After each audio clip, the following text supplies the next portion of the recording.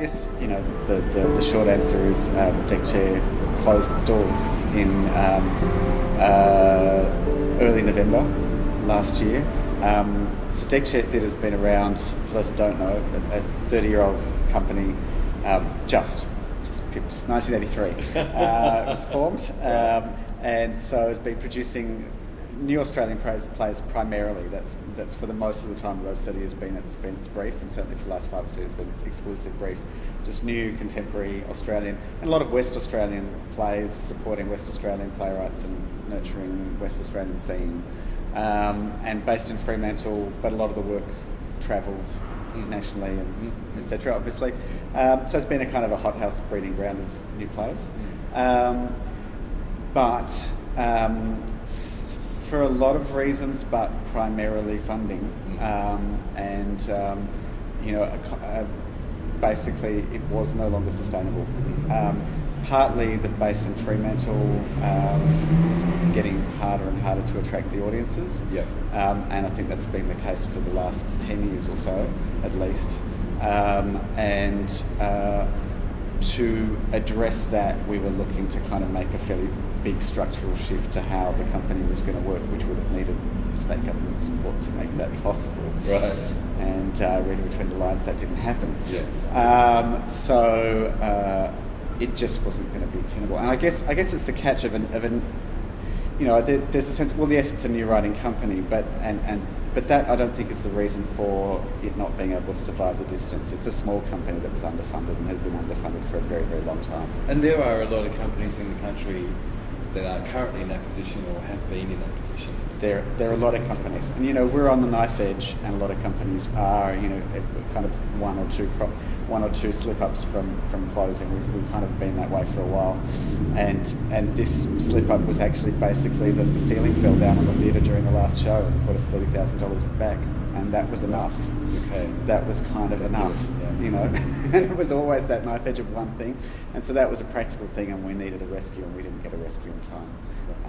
But that was the kind of the final precipitator, but it was short-term, long-term things. You say there's issues all around the country with kind of you're looking at a company that had a core staff of 2.6 people for the last 4 years, and trying to keep an audience going and keep it, No, it's a big task. Yeah. It's a really big task. Yeah. So the retrospective is kind of a chance to look. Okay, so I've obviously been gutted, and the industry here is kind of reeling from it. But the retrospective is a chance to go, we can see what we've lost as far as future, but let's look at what we've gained from the 30 years that have passed. Yeah, which is a wonderful idea. Yeah. And so what form will it take?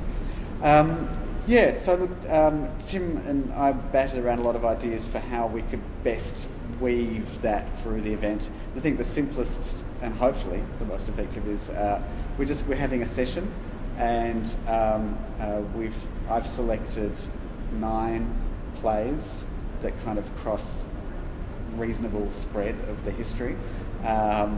Some of the early plays were highly improvisational in nature, so that's been a little bit harder to track down. But where texts go back to, then we've kind of started. So the first one is Paddy from 1988, which even that was pretty improvisational. The script that I had things like, and here Paddy talks about workers' rights in 1928. And you're like, okay, I'm not going to rely on the actor to remember that anymore. But there's still a good few solid scenes in there to grab onto. But from there all the way through to our very last production, which was Fremantle Candidate last year. Some of the original cast members are there. We've taken 10-minute excerpts basically. So you're covering Patricia Cornelius's Love, Paddy, which is Phil Thompson and John Walker, Nemi LeBlanc, Hilary Bell, Catherine Thompson Diving for Pearls, and Mavis Goes to Timor, which was Catherine and Angela and Commission Mazzella, Ingle Knight's Fremantle Candidate, Vanessa Bates, Magic Hour, and I've probably forgotten. Oh, and Damien Millar's Modern International Dead. I think that might be all of them. Terrific. I've probably missed something, but so that's a really great spread. Like idols that have been a kind of a part of the company and have gone on. And as well as the kind of the themes and the textures and flavours of the kind of work. It's Fremantle's a port city, so there's this kind of real, strong sense of that, of Fremantle stories and people and personalities and the dogs, and so there's a good flavour of that in there as well, which is really important. And are you going to be speaking at it as well? Yeah, I've got to kind of put a little bit of a short script to weave through it. Just a bit of context. This is why this plays here. It's Mavis was in the Perth Festival and it went all around the country for years and that kind of thing.